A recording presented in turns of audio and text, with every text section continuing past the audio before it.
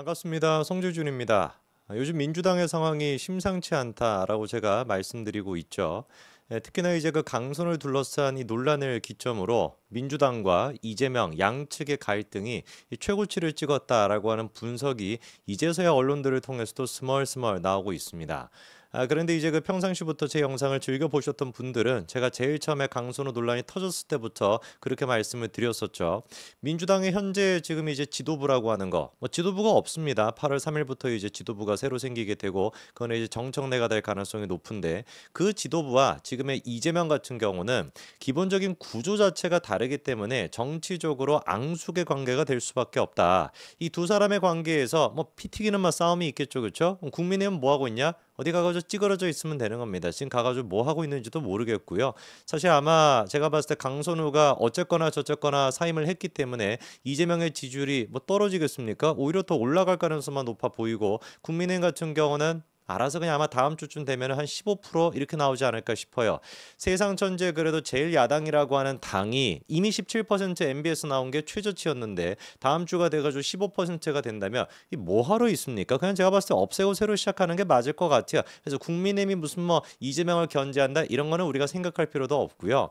앞으로의 정청래가, 그리고 또 지금의 지도부가 강선우를 그렇게 지키고자라고 발버둥을 쳤었던 이 지도부가 이재명에 대해서 어떤 식으로 공격하고 어떤 식으로 과연 정리를 시킬지, 이게 사실상 관전 포인트일 겁니다. 저는 100% 확신하거든요. 이재명을 결국에 구속할 사람은 민주당이다. 사실 이재명의 대장동 같은 경우도 어느 쪽에서 터뜨렸는지 다 아시죠, 그렇죠? 민주당 쪽에서 터뜨렸다, 이거 아닙니까? 결국에 그래서 이재명을 구속시키는 인물도 민주당에서 나오게 될 것이고, 그때 최전선에 서 있을 사람이 제가 보기에는 정청래라고 확신합니다. 그러다 보니까 이재명은 지금 수단과 방법을 가리지 않고 뭐만 생각하고 있냐면 대통령 임기를 내려놓지 않을 방법만 생각하고 있어요. 소름 끼치죠, 그렇죠? 저는 그런데 확신합니다. 이재명이 지금 원하는 것은 헌법 바꾸는 거예요. 헌법 바꿔가지고 국민투표 같은 거 붙여가지고 그런 식으로 이제 정당화를 하겠죠. 야, 이거 국민들이 원하는 거야. 민주주의는 이런 거 아니야? 뭐 뻔할 멘트 뭐 벌써 다 생각나지 않습니까? 국민들이 원하는데 과반이 찬성하는데 이거 왜 안 해? 라는 식으로 해가지고 대통령 임기 같은 경우도 한 번 더 할 수 있도록 하고, 그래가지고 10년, 15년, 20년 죽을 때까지 해먹는 거, 이게 지금 이재명의 생각입니다. 왜? 그렇지 않고서는 자기를 둘러싼 재판으로 인해가지고 100% 구속이 될 수밖에 없고, 이재명을 끌어내려야 그 다음 대통령이 누가 될 수 있다고 생각하니? 청래가 될 수 있다라고 생각하니, 민주당 또한 마찬가지로 결국에는 이재명의 이거를 막기 위해 가지고 한 팀이 될 수밖에 없는 운명적인 이게 공동체가 형성이 된다는 거죠. 참 정치가 웃기지 않습니까?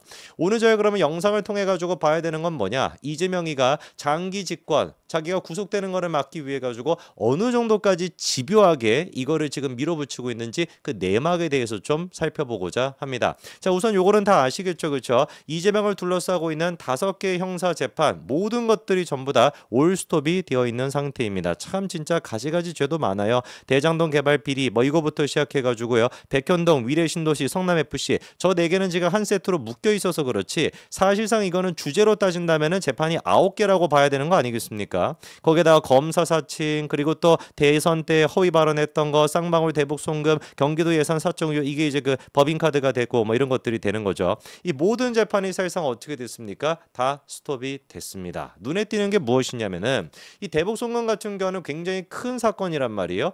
외국 환거래법 위반, 이거랑 또 엮여 있기 때문에 이 유죄가 나오게 된다면 빼도 박도 못하고 징역 10년까지 선고가 될 수 있습니다. 이화영 같은 경우는 공범이에요. 공범인 이화영, 사실상 이거는 뭐라고 해야 되겠습니까? 이재명의 쫄따구 역할을 했던 사람이죠. 쫄따구 역할을 했던 사람이 7년 6개월이 나왔는데 주범이라고 하는 재명이는 어떻게 되겠습니까? 유죄만 인정되면 10년이 나올 수밖에 없는 겁니다. 눈에 띄는 게 뭐냐면 이재명에 대한 재판은 올스톱이 됐는데, 이화영 또한 마찬가지로 재판 기일 추후 지정 요구를 했음에도 불구하고 그 요구는 받아들여지지 않았다라는 겁니다. 재판부가 그러니까 이거를 좀 여러 가지로 해석할 수가 있는데, 아마 이제 직관적으로 딱 드시는 생각은 그걸 거예요. 이재명한테 지금 머리 조아리네, 머리 숙이고 있네, 이렇게 생각하시는 게 1차적일 겁니다. 그런데 약간 이거를 좀 다각도로 바라보게 된다면 재판부가 분명히 의지가 있는 것 같아요. 이재명에 대해 가지고 현실적으로는 아마 대통령이니까 어떻게 막 구속시킬 수도 없는 것이고, 그래가지고 일단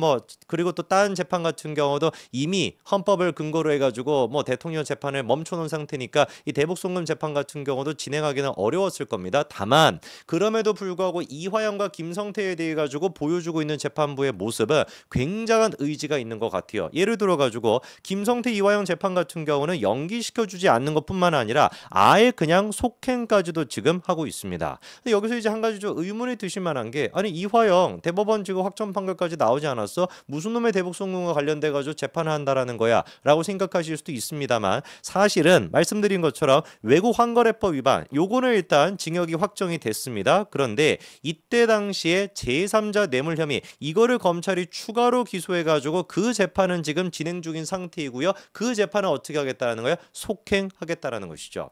만약에 그러면 이화영과 김성태 두 사람에 대한 대법원 유죄 확정 판결이 또다시 나오게 된다면 정치적으로는 이재명이 굉장히 곤란해질 수밖에 없을 겁니다. 왜? 공범인 사람이 대법원 모든 것들이 다 확정 판결이 됐으니까. 거기에다가 추가로 과연 이화영이가 아니 지금 7년 8개월 나와 있거든요. 거다가 지금 이제 제3자 이 뇌물죄까지 얘기하면 이거 특수죄 아닙니까? 가중까지 들어가게 된다면 진짜로 못 나올 수가 있어요. 시체가 되기 전까지는 못 나올 가능성이 있습니다. 그러면 우리가 질문이 드는 것이, 이화영이 입 닥치고 그냥 아니 나랑 공범인 제가 시켜가지고 나는 다 했는데 저 인간은 대통령이라 그래가지고 멀쩡히 있고 나만 지금 죽으라는 거야? 가만히 이화영이가 있겠냐 이겁니다. 그럴 리가 없죠. 그렇죠? 이미 진즉에 이화영 같은 경우는 어떤 모습을 보였습니까? 내가 대속해가지고 국회의원들 당신들 민주당 당신들 국회의원 될 수 있었던 거 아니냐, 이런 식으로 돌발 행동을 했었고요. 이재명이가 대통령이 되고 난 직후에도 뭘 요구했습니까? 대놓고 사면 요구까지도 했었거든요. 그런데 저때 당시에 민주당 같은 경우는 굉장히 곤혹스러워했습니다. 아니 아무리 그래도 그렇지, 이게 지금 대법원 확정 판결을 받은 사람을 갖다가 대통령 임기 지금 된 지 1년도 안 돼가지고 사면시킨다라는 게 말이 안 되잖아요. 그래서 그때 당시 민주당 고위 관직자 관계자들의 얘기가 뭐였습니까? 우리랑 상관없는 일 이랬었거든요. 그런데 이게 지들이 상관없다라 그래 상관이 없겠냐고. 이화영 같은 지금 막 더워 막 죽겠고 그냥 막 몸도 지금 막 뚱뚱해가지고, 뭐 뚱뚱하다 말은 좀 그런가요? 뭐 뚱뚱한데 뭐 어떻게 뚱뚱하고 막 얼마나 힘들겠습니까? 나이도 많아요. 이화영이가 한 60대 초반인가 아마 그럴 겁니다. 나이도 굉장히 많은데 어떻게 이걸 뭐 7년 8개월 있으면 70대 따가지고 나오는 것인데 이거 어떻게 버티겠습니까? 그러니까 지들은 상관없다라고 얘기하는 게 다 보도가 되고 이화영도 듣는 귀가 있으니까 들을 테니까 어떻게 폭발할지 모르죠. 그래서 이번 재판에서 이재명의 변호사가, 다시 한번 강조해 드릴까요? 이화영의 변호사가 아니라 이재명의 변호사가 뭐라고 얘기했냐? 보십시오. 피고인이 없이 다른 피고인의 공판이 진행될 경우 2차 방어권 피해까지 우려된다면서 이화영과 김성태에 대한 공판 일정까지도 중단해야 된다라고 하는 입장을 밝힌 거예요. 이재명의 변호사가 이화영과 김성태의 재판도 연기해달라 이렇게 요청한 겁니다. 이게 뭐겠습니까? 그쵸? 이화영의 지금 눈치를 개만이 보고 있다라는 겁니다. 개 눈치를 보고 있는 거예요. 개 눈치라는 말은 없나? 어쨌거나 막 개 눈치를 지금 이제 이재명의 변호사가 보고, 뭐 무서울 게 뭐가 있다고, 이재명 대통령인데 막 그냥 막 밀어붙여버리면 되는 것이지 뭐하러 이화영의 눈치를 보겠습니까? 이화영의 입.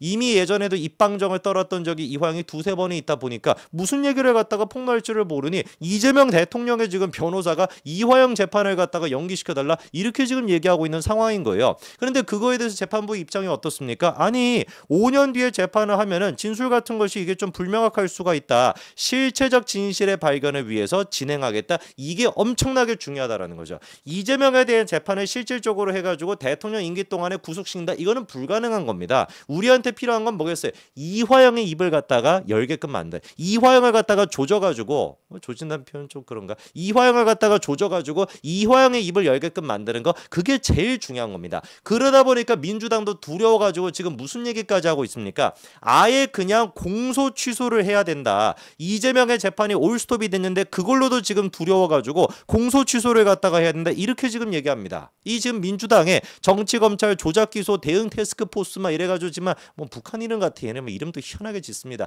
여기서 지금 막 저 지금 지랄을 하고 앉아 있는데 저 지금 민주당의 공식적인 태스크포스 아닙니까? 거기 들어가 있는 사람이 누군지 아세요?